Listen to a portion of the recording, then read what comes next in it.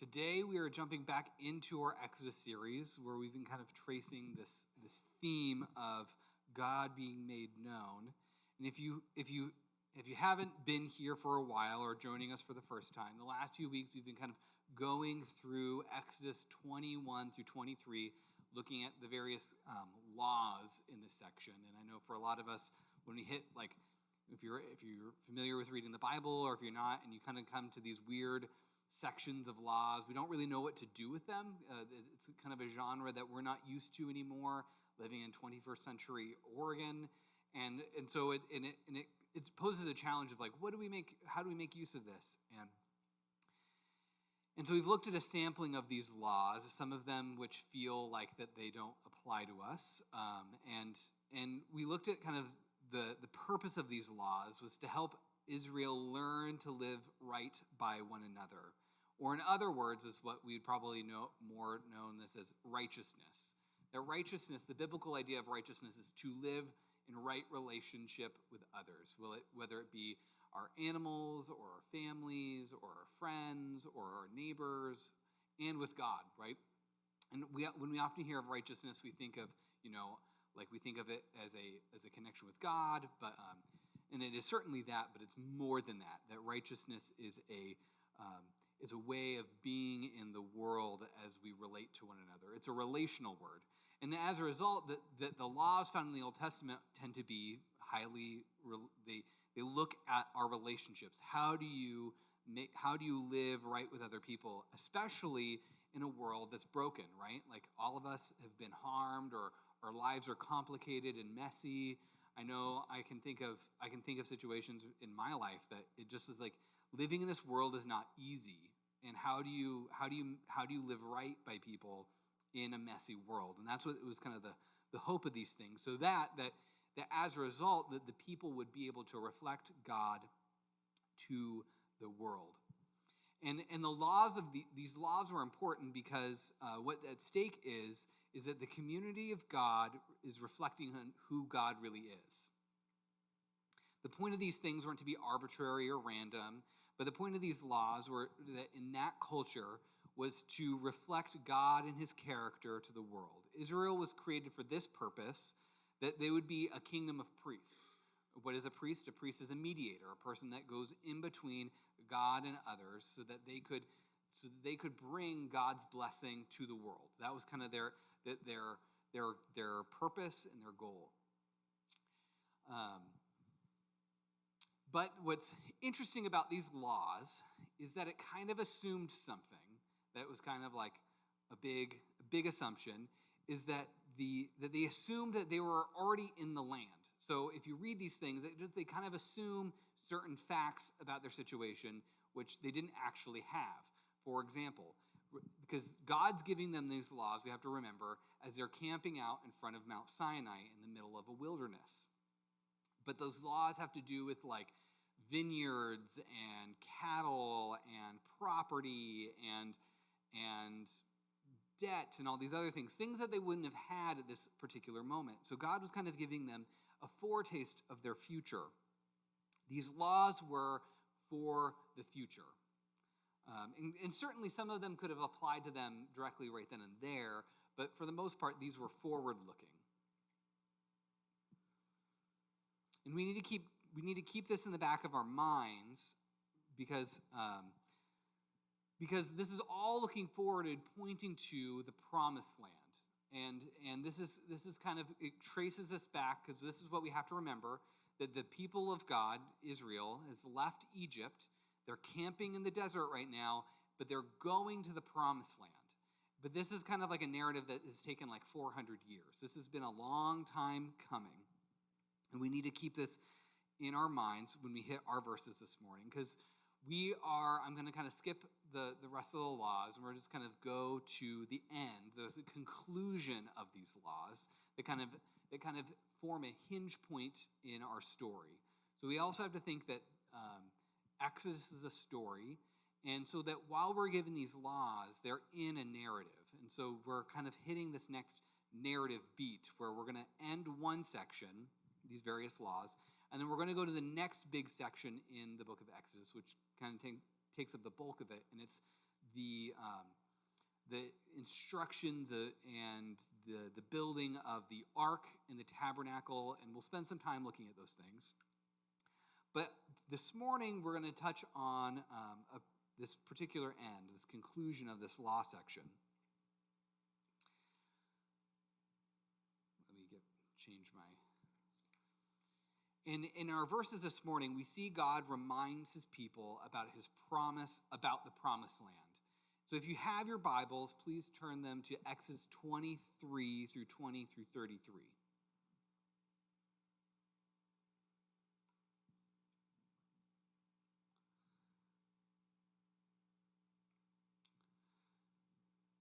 Exodus 23:20. And I'm just going to kind of go through the passage. There's a lot here, so buckle up.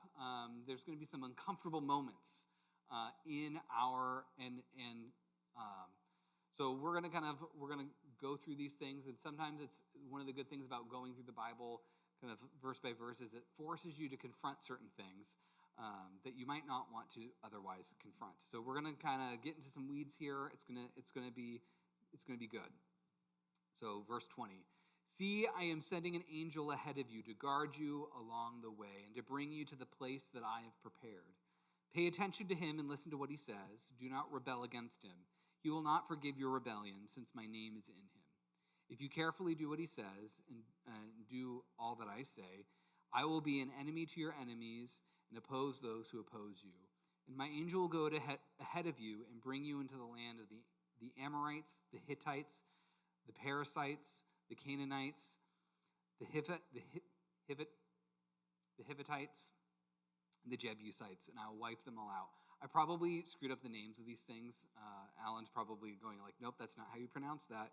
And that's totally okay, because, even me, I get to these Bible names, and I'm like, I'm just going to, try it.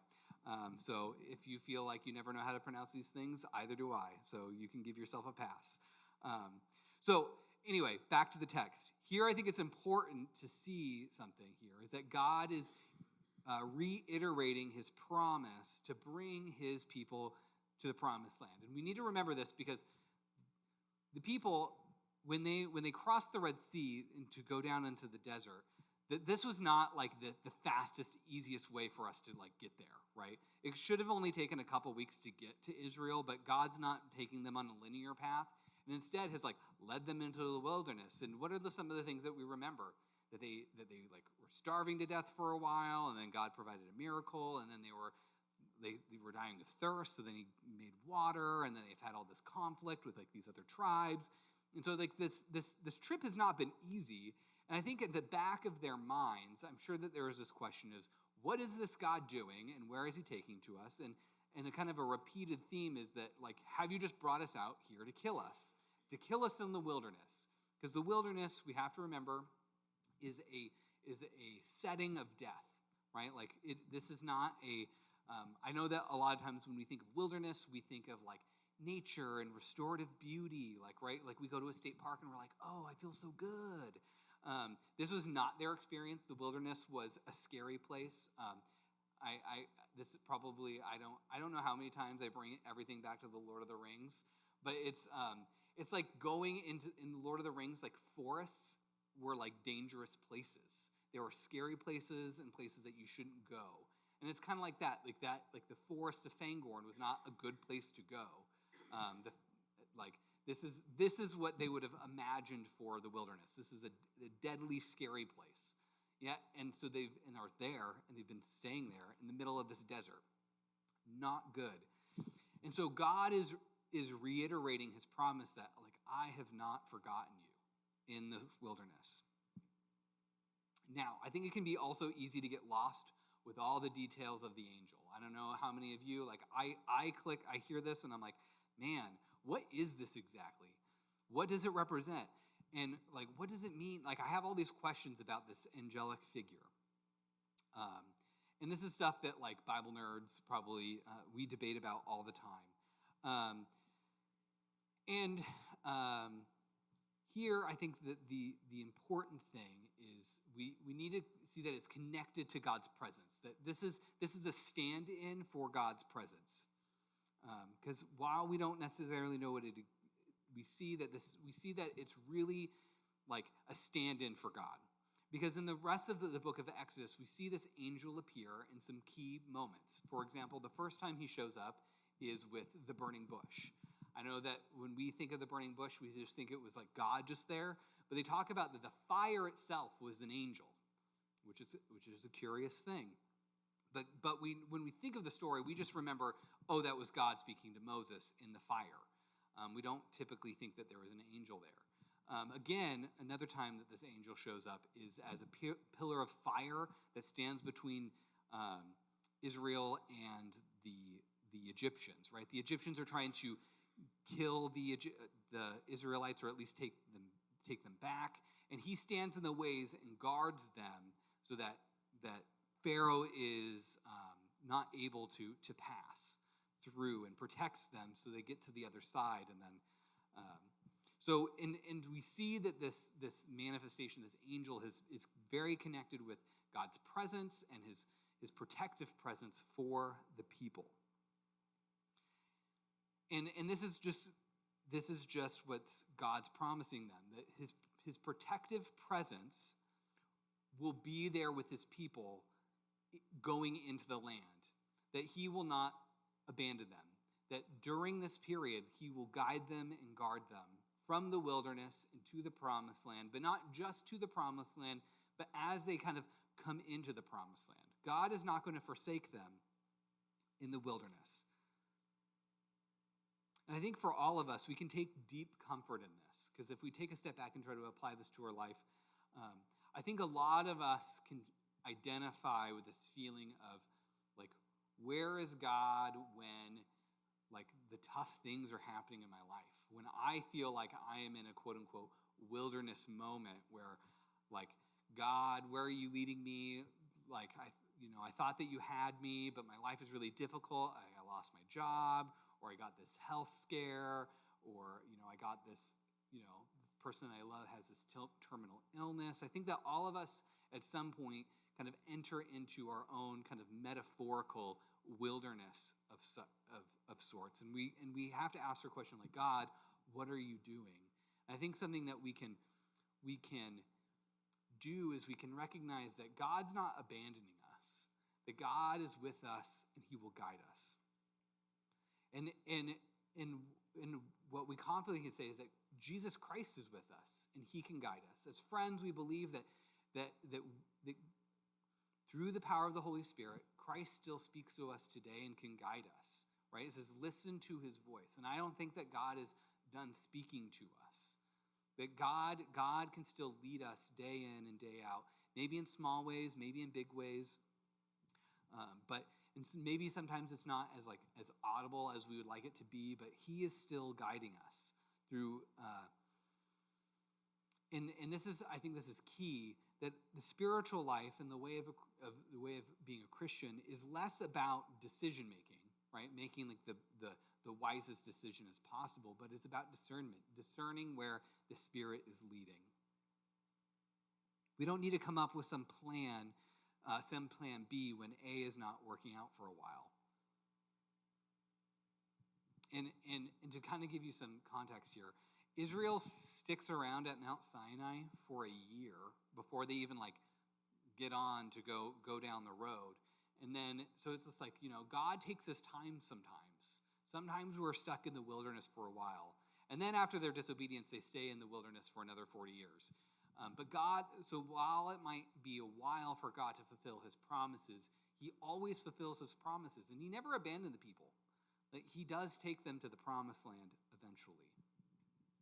God brings Israel to where he promised them, and he will bring us to where he has promised us, which is the kingdom and to be with him. Even though in our world right now it can be crazy.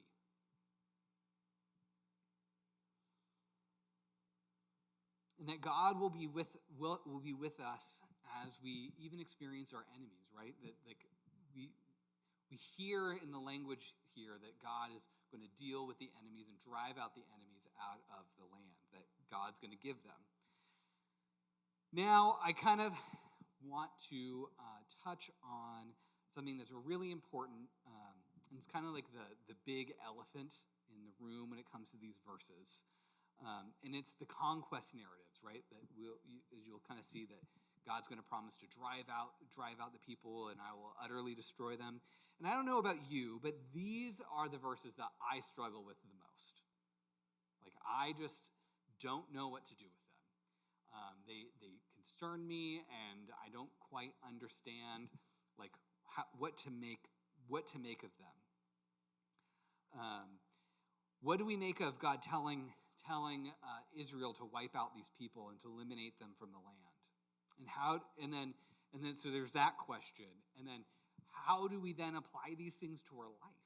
Because like I like last time I checked, like God's not cool with genocide. But when you read these verses, it can kind of seem that way. And I said, I'm going to reiterate this. These are the verses that I struggle with the most. And it's the hardest ones that I struggle to wrap my mind around. And I have all sorts of questions. And I just want to invite you, like, that's okay. If you ever come up to like things in the Bible that you have questions about and you're like, I don't know how to like reconcile these things, that's totally okay. It's okay to struggle with the Bible. You can join the club. And I just kind of want us all to just kind of take a moment to wrestle with these things and for a long time and meditate on them, and not to be afraid to be uncomfortable with these things. And maybe you read these things and you don't find like any problem with them. And maybe you're like me and you like struggle to understand what to do with these things. And I think it's really important to talk about. And I particularly like didn't want to avoid these verses because I think that this, especially with everything that's going on in Israel right now in the present, I think that there's probably a lot of us that are probably thinking about like, what do we do with these verses when, you know, like we have a country named Israel going through a war. And I think when we come to passages like this, I think it's all too easy to take an overly simplistic view and jump to troubling applications. So, for example, and this is kind of a troubling application for me that I've heard from some people, is that since God told Israel here to take the land, therefore, from now on, forever, Israel can do whatever they want, and Israel, therefore, is completely justified in the indiscriminate killing of non-Jewish civilians living in Gaza. Like, or just like, they have the right to just like clear out anybody. Because God gave them the land, right? This is their historic land. God gave it to them forever, so then they should just have it. And if anybody's standing in their way, they can do it. That is something that I have heard people say, and that just doesn't sit well with me.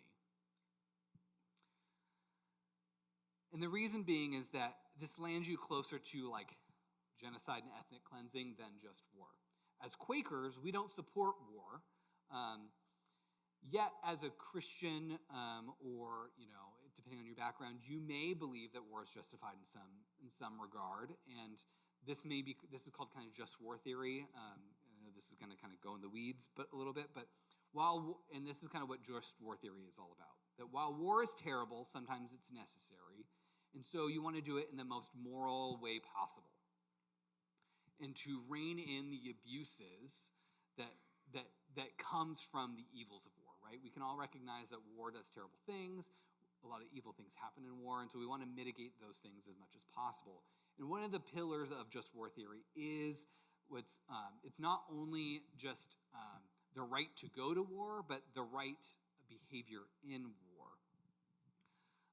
And one of this is called the principle of distinction, is that just war should be governed by this idea that acts of war should be directed towards enemy combatants and not towards non-combatants caught in circumstances that they didn't create, right? That you would treat civilians and combats differently, like, right? Like if we're in World War II and you're in Germany, there's a significance between, you know, an SS soldier and then just a normal German citizen who may or may not support Hitler, right?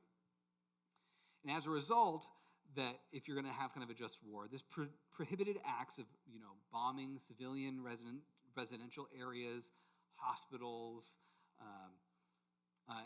and not legitimate military targets, not committing acts of terrorism or reprisal against civilians or prisoners of war. Now, for some, they may read these verses and say, well, the old rules don't apply here because Israel has the land and it's their right to do with it. And I know that some of this logic kind of prevails today. But I do think that we shouldn't go there with these applications, because again, I think it fails to understand what's kind of going on in these verses, that we kind of need to peel back. Now, I want to be heard very clearly. I'm not questioning Israel's right to exist. I think that they can exist as a country, and that it's totally legal for them to be there, and that we should be horrified by the rise of anti-Semitism that's increasing in the world, that wants to eradicate Israel. And I also want to say that like what Hamas is doing is super evil, and we shouldn't, like, I want to be very clear about these things. But what I'm trying to say is that these verses and the conquest narratives in general don't justify ethnic cleansing. Because historically, these verses have been used to justify ethnic cleansing, both for, like, in Christian history. That like if you during the European kind of conquest, or the diaspora, the settlements, that often these verses were used by people to justify the getting rid of indigenous populations. And I just want to be sensitive to that, because I know that like that's a real thing that we have to wrestle with history. So then what's going on here then, right? Because I'm not advocating for us to we should not read these things and be like, well, we should just get rid of people. And that's not really what these verses are about. So then, and I would argue that they're about something altogether different. And it's really about the spiritual reality. And I want to just focus on verse 24. And I want you to kind of I want you to focus in on that there are religious undertones to all of this. Verse 24. Do not bow down before their gods or worship them or follow their practices. You must demolish them and break them, their sacred stones to pieces, or their idols. Worship the Lord your God, and his blessing will be on you and your food. I will take away your sickness from you, and none of you will miscarry or be barren in the land, and I will give you a full lifespan. So here I want you to hear that I want you to notice that he names some people, but the concern for God here right now is about idol worship and false worship. And then it continues. I will send my terror ahead of you and throw into confusion every nation you encounter. I'll make your enemies turn their backs and run, and I will send the hornets ahead of you to drive out the Hivitites, the Canaanites, the Hittites out of your way. Again, I want to be clear here. God's chief concern about these tribes isn't their race or their ethnicity or their nationality, but their false worship and their false gods.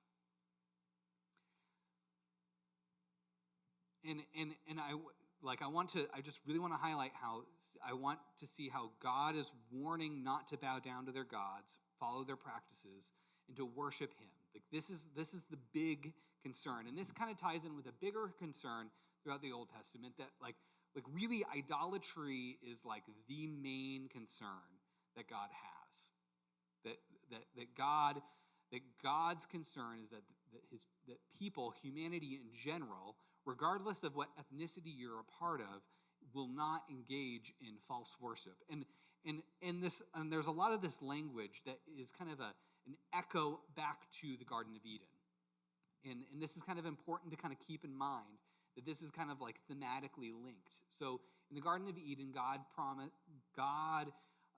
promises things of life and abundance and fullness, and for them to multiply and to expand. And so you get all these things like, right, that you won't get sick, and I'll bless your food. What does this mean, that I'll bless your food? This means that you'll have an abundance of food, and that you'll have like clean water, and that I'll drive sickness away, that death won't be in your midst, that you'll live long years. Like this is all like Eden blessing sort of stuff.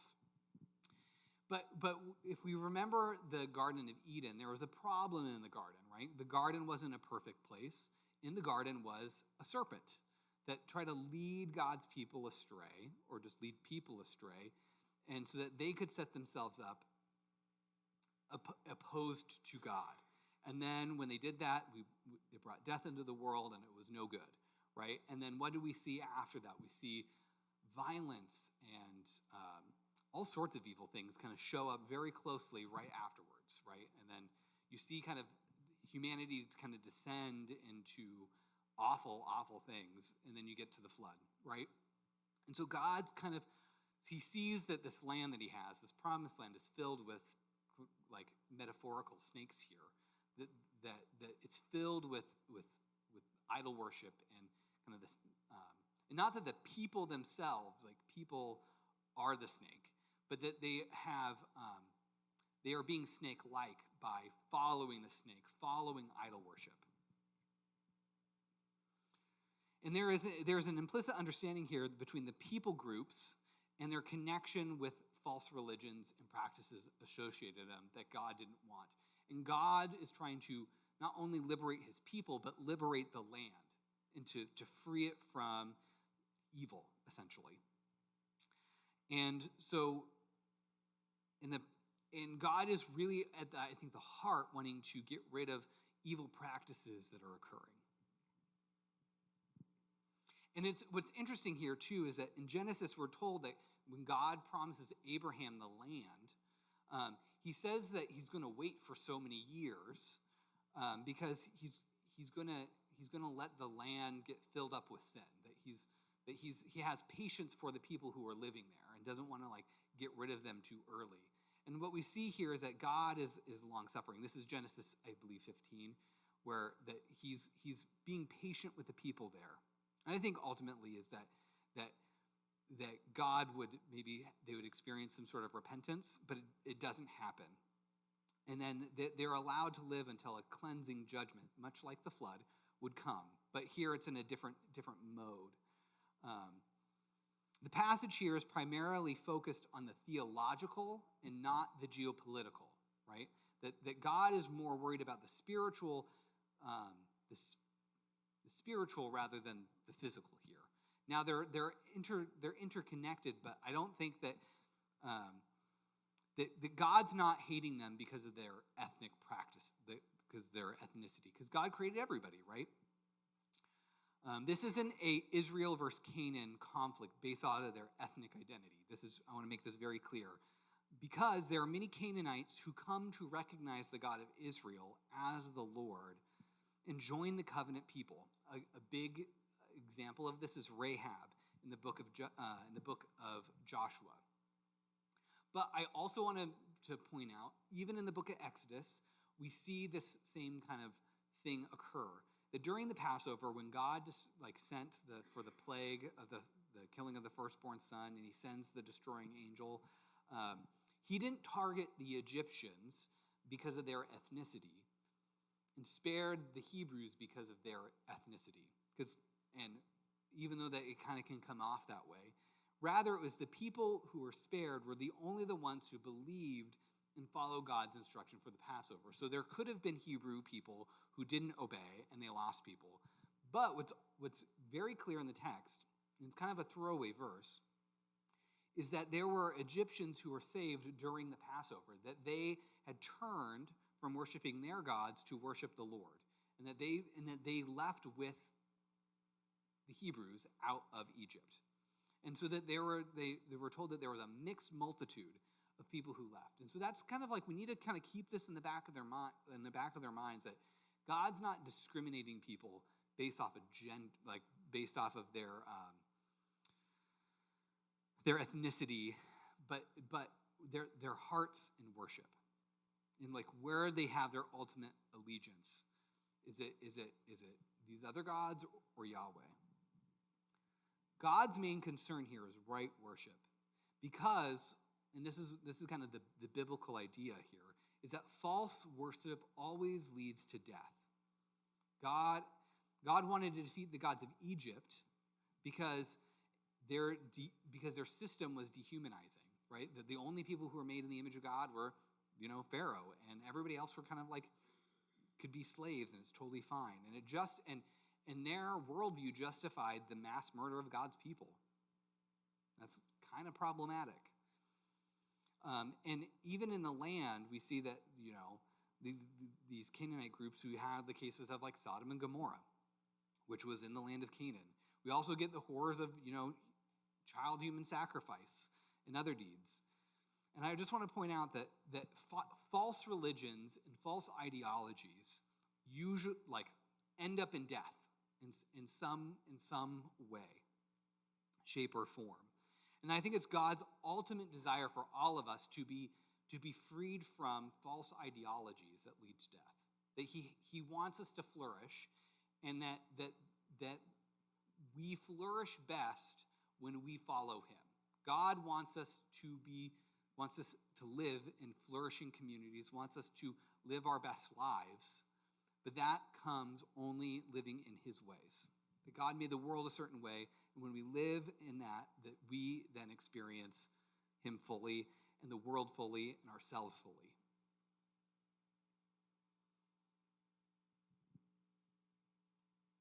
God's desire here, I believe, is that the land would be cleansed from sin, destroying the serpents, and making it like a Garden of Eden again, right?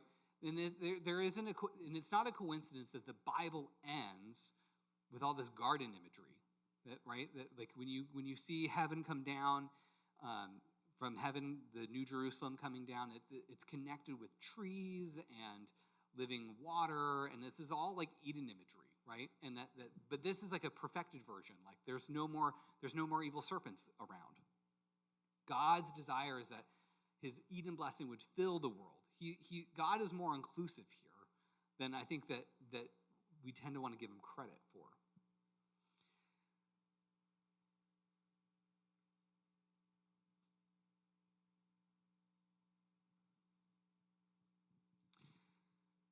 And so this is a challenge for us.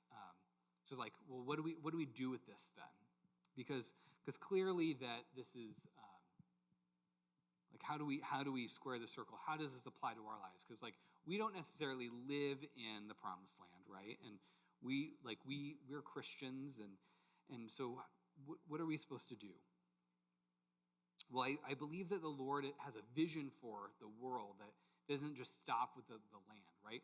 The whole world is God's, and that we, when we have faith in Jesus, we kind of join in with the same mission. But God is making kind of a promised land everywhere. Now, with frequent uses of during this passage, that God says. There's a frequent use of the phrase, I will, in this section. The Lord is saying that he will fight their battles, and he will lead them, and he will give them victory when they enter and conquer the promised land. But there's a twist. God demonstrated his power in fighting on their behalf at the Red Sea, right? When God kind of went into the Red Sea, he did everything. Israel didn't really do anything. They just kind of like stood there, and then God parted things, and they like walked right through. And God kind of defeated Pharaoh all by himself. The Lord did all the fighting. And here I think he's promising kind of a similar result. But the instance here is that God is kind of asking Israel to partner with him. He's asking them to fight alongside him, which is very different. And really here I think God is asking Israel to partner with him to get rid of these false ideologies, these false religions. So how are we supposed to understand this context for us today? Well, I believe we have a kind of a similar mandate. That the church is to spread God's kingdom, right? God's kingdom is more than just Israel, that God's vision for this world is that all would know him, all would worship him, that all would bow down to the King of Kings and Lord of Lords. But it's not just the promised land, it's everybody, and that all the nations are included in this promise. But God's kingdom is going to go out to the rest of the world, not just Jerusalem. And so I think that we are to partner with God to help to destroy the idols and the ideologies that are in our midst. That's kind of like, that's that's challenging. And I think as a response, I think as Christians, I believe that there is a call for us to be a little bit more muscular and be willing to forcefully engage in culture, to bring light to the world, to kind of tear down these systems of thought, and to engage with what Paul would say would be the principalities and the powers of these worlds, of the world. And now I'm gonna kind of I'm gonna say some things that are probably gonna ruffle a lot of feathers, both on the left and the right. So you want to gear up, because and I don't say these things because I love to be controversial, or I don't think that these things are complicated. I'm really conflict averse, but I do think that there's some important things that need to be said here, because we do live in a culture that has a lot of idols and idolatries that do cause significant problems in the world, and we need to confront them. And I think that this is, and I think it's really easy for Christians to be afraid, right? Because I don't know if you notice here is that all this language around dread, that I'll make them be afraid of you and you need to go into the land. Because when we get to the story, when they get to the land, they send out their spies, they come back, their response is fear. They're like, oh, they're giants, they're bigger than us, they're stronger than us, we can't do this thing. And God's response is I'm going to be the one who's doing this thing. Don't have fear. Don't be afraid. And then that's when they get locked into 40 years of wandering. And I think for us in this moment, it can be a fearful thing to want to engage. It's a fearful thing to push back and to be countercultural. Because none of us want to create conflict. But I think it's sometimes important. So I think that and I have a great little story. So how many of you have ever heard of St. Boniface? Does this kind of ring a bell with anybody? No?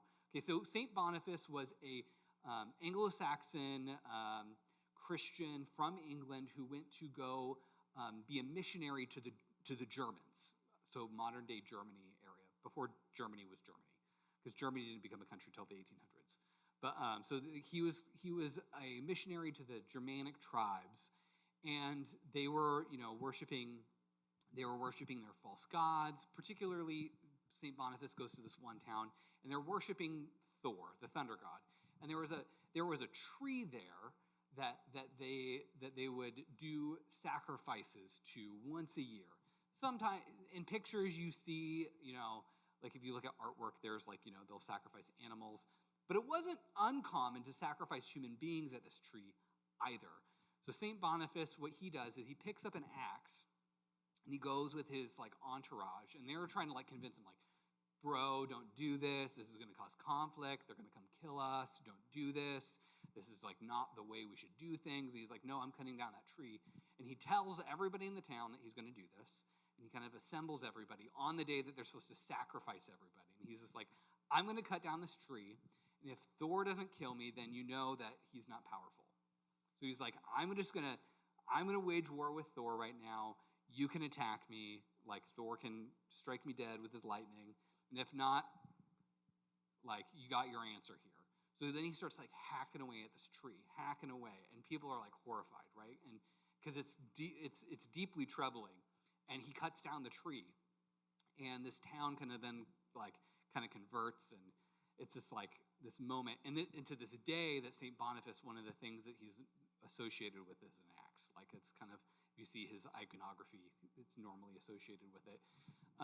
But he had no problem kind of confronting the idols of this area. And it was kind of as a person who is conflict averse, that to me just sounds crazy.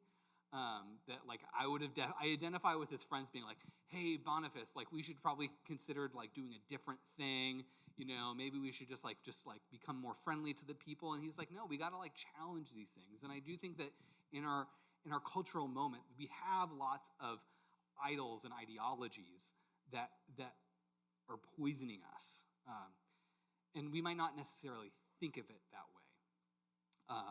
And so some of them might include things like the idol of politics, that if you just vote for this person, then America will be saved.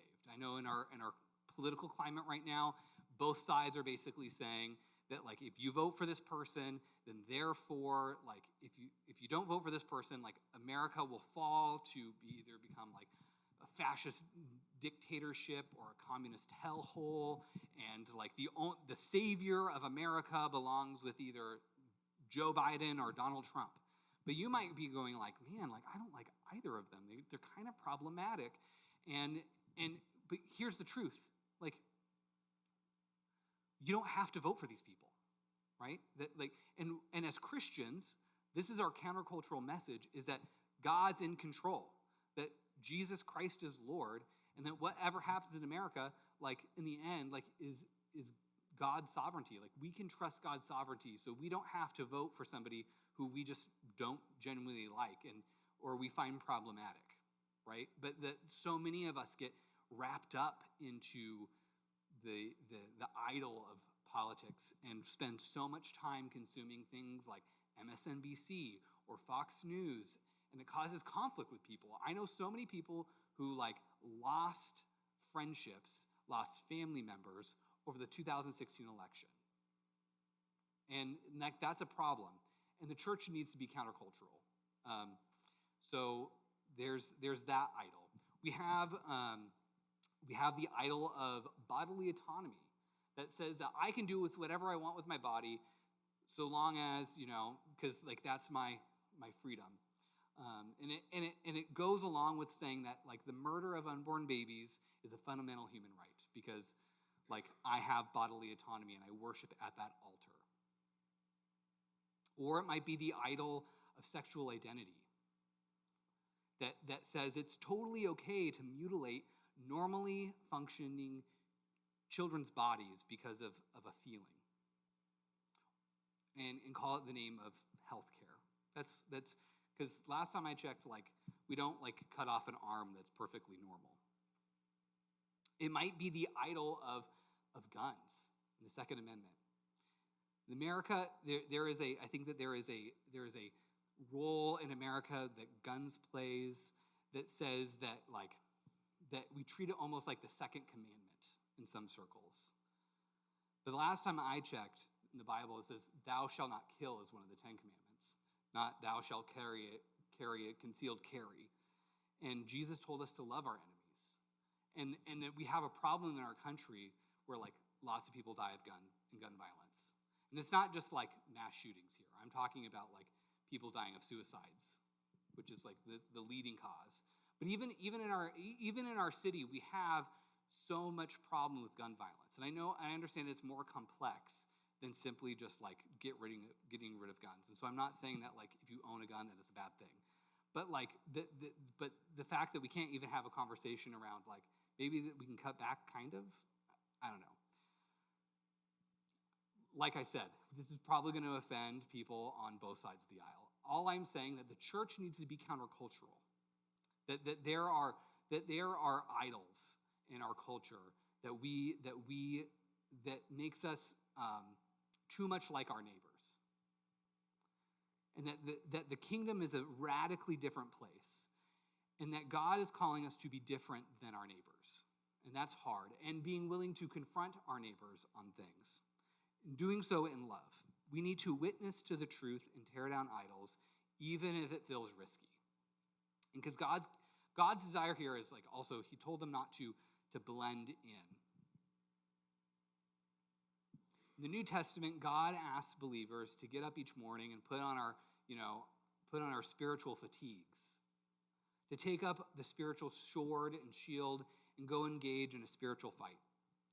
This is what the armor of God passage in Ephesians 6 is all about.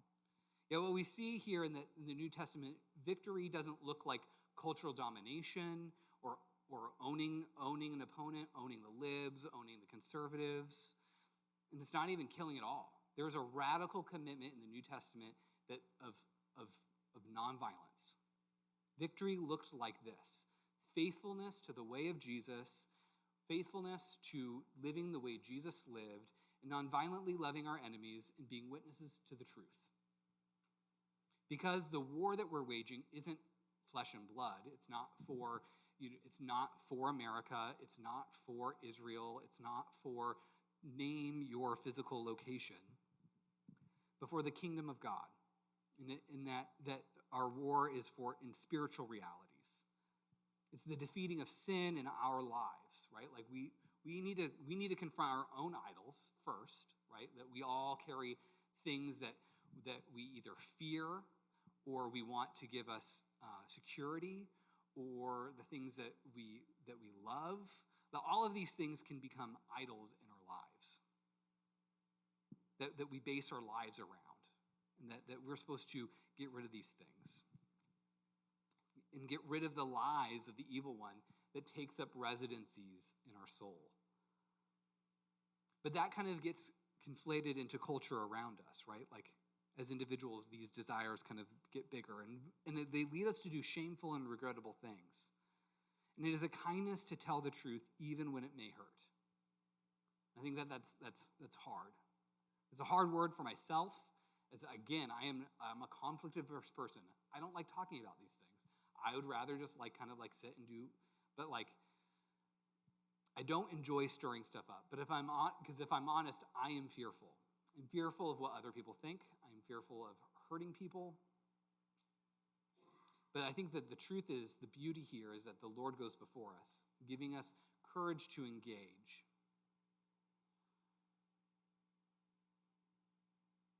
Verse 29, but I will not drive them out in a single year, because the land would become desolate, and wild animals will be too numerous for you. Little by little I will drive them out, until you have increased enough to take possession of the land. I will establish your borders from the Red Sea to the Mediterranean, to the deserts, to the Euphrates River. And I will give into your hands the people who live in the land, and you will drive them out before you. Do not make a covenant with them or their gods. Again, here, I want to point out that making a covenant with the people and their gods. It's again, note the spiritual language here. Do not let them live in your land, for they will cause you to sin against me, because the worship of their gods will certainly be a snare to you. Here we see that the people coming to the land, they're not getting it all at once. It was going to be a gradual and incremental process. And it should be noticed that Israel doesn't even take back the land right away. Even in the book of Judges or Joshua, they don't actually get full control till the time of King David, which was a significant time. And there was a constant kind of ebb and flow here. And I think it's helpful for us to remember, because I think that in our moment, Christianity can feel like it's on the decline, and as a result, we want to be defensive, and when we're defensive, we want to react in certain ways. And it can feel depressing, is this all that we have? And some may think it's hopeless too, we're oh, this is maybe I should give up. However, what we see in the pages of the Bible is this ebb and flow is normal, and that Christ is establishing his kingdom on his timetable and not ours. And we need to be careful not to confuse, faithful patience with compromised tolerance. I think that there's a difference here, that I think that this false worship is so contagious because they tap into our desires, right? The gods that they worship back then aren't things that I think one of the things that we misunderstand about ancient people is that we think, oh, we've progressed. We don't do idol worship anymore. Actually, we do. We're just not very clear about it, and so we deceive ourselves. The things that they worshipped, things like agriculture, healthcare, death, these things, they're all a part of our lives. And so they were doing ways to try to prevent these things or to get these things that they wanted, right? People worship at the idol of career all the time and sacrifice their family for it, right? Sacrifice time with their family. I see this with a lot of men. Sacrifice their marriages for it, and then they wake up one day and they're like, wow, what did this get me? It didn't really get you much. But back then they had just names for them, where we don't have these names. And so it can be, and I think it can be really easy when we're Christians in a culture to compromise. So we need to be countercultural. We need to be different. The church should not look when you walk into a church and into a church community, it should not look exactly like America. I mean, granted, we're all Americans here, But there should be a difference. If you don't see a difference, then we're not probably doing our job very well. There should be some difference.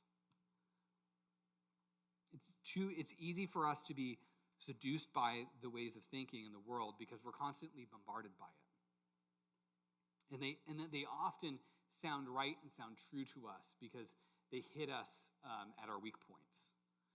So we need to continue to return to the truth of Scripture and stay rooted in the church and not give up. Ultimately, I want to encourage us is that Christ will faithfully bring his church home, right? That at the end of the day, like we all are kind of like living in like metaphorically in the wilderness. But God will bring us home. And we don't need to fear. John 14, do not let your hearts be troubled. You believe in God, believe also in me. My Father's house has many rooms, and if it were not so, would I have told you that I am going to prepare a place for you? If I go and prepare a place for you, I will come back and take you to be there with me. And you will, I'll take you there, I will take you to be with me, that you will also be where I am. Ultimately, we'll be with Jesus. But in the meantime, let us stay different. Let us stay weird. Let us fight the good fight of faith, tearing down the idols in our hearts and exposing the idols of the world, and patiently enduring obediently till the end, whether he brings us home or we meet him when he returns. Let us pray. Heavenly Father, I pray that